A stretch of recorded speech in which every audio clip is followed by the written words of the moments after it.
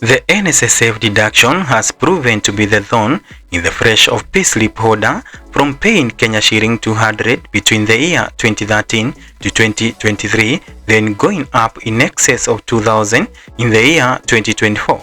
And this year 2025 expected to rise yet again. Akiwa amefika katika kikao na kamati ya bunge ya masuala ya bajeti, katibu mkuu wa hazina Dr. Chris Kiptoo alikubwa na maswali magumu ya kujibu kutoka kwa mbunge wa Kiharu Ndindi Nyoro, na katika pirika za mahojiano haya Ndindi Nyoro akafichua mengi tusingalijua. Here is the Chair, I have direct straight questions. One, PS, in your presentation you state that the revenues up to the time you presented, 8th of April, have gone up by 3.5%. Inflation is 4.1%. So in real terms, therefore, our revenues have actually gone down in real terms if you discount inflation from the nominal growth of revenue. So in your assessment as the National Treasury, are the taxes of 2023 and last year worth it? And especially given the debate they generated, but clearly through the figures you have presented, there is actually no revenue from those taxes.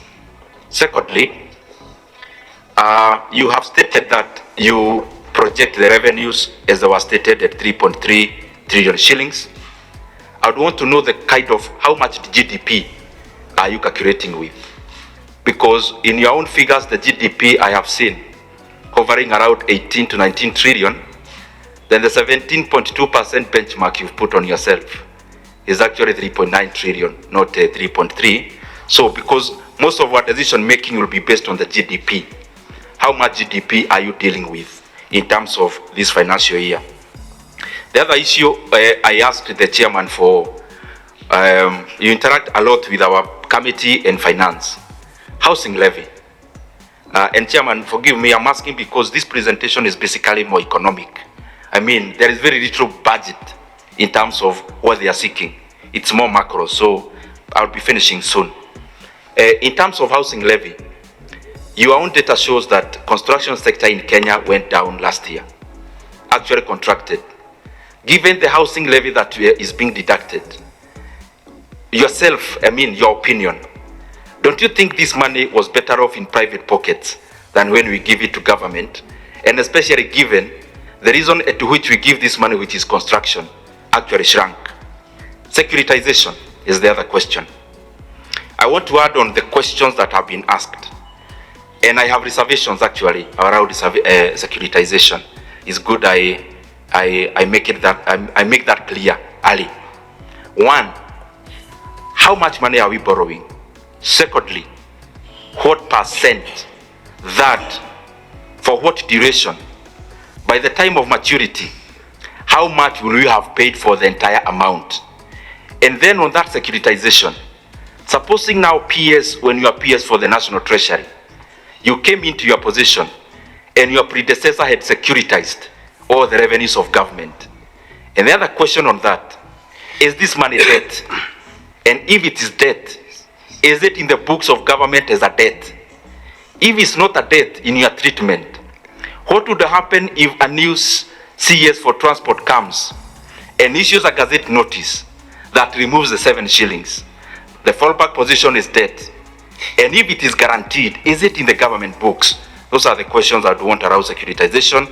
As I go to the finish, today's newspaper is glaring, and if you actually go into the pages, there is an attempt to clear the air on the usage of NHIF pension money and CPF pension money in aid of infrastructural development. Honorable PS, honestly, why would we put the workers of Kenya in such a hotline? The expressway you already have, and you have the accounts, they made a loss last year. And then we are here pressuring the pension funds, and especially NSSF and PCF, to invest in a project or in nature of projects that I have shown in the past they are not attractive in terms of their commercial viability. Is it prudent that the NSSF invest pension money in infrastructure project, and especially given the example we already have is making losses. Privatization is the other one. I saw there is an attempt to privatize some of the government assets, and especially Safaricom. I would want to know what is the timeline, because as you know, Bwana Kibet, I'm sure you are very well versed in that, and especially given you're also a director in Safaricom. The current trading, for example, for Safaricom, given a bear market, cannot be the right time for privatizing Safaricom. What is the valuation of Safaricom in terms of privatization? Are Kenyans getting value for money? Very lastly, please, PS, when you go back to the office, this is my request. Go and do a memorandum to this committee. The same way you have requested some additional expenditure, please do a memorandum. One, the budget that you are making is short in terms of capitation money. Has no 6 billion for examinations. Basically, we are just budgeting, knowing we are going to increase our deficit later. Let us include the critical fundings now. Examination, capitation. Please do a memorandum of including 3.8 billion shillings for UHC healthcare workers, Honorable PS. The entire 8,571 for their confirmation to permanent and pensionable.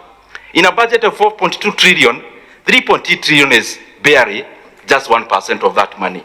Actually less, 0.1% of that money. And also include the amount for village elders. For our village elders to be paid around 8,000 a month, you just require less than 10 billion shillings, which is money you can afford as the National Treasury to write a memorandum to us. And also, please, the decision that was made through the finance bill in terms of agricultural produce, these are very important issues.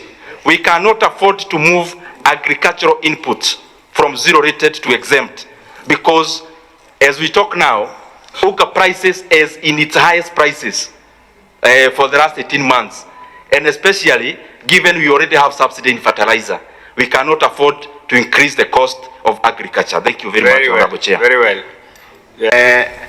This issue of 1/4, one line for all the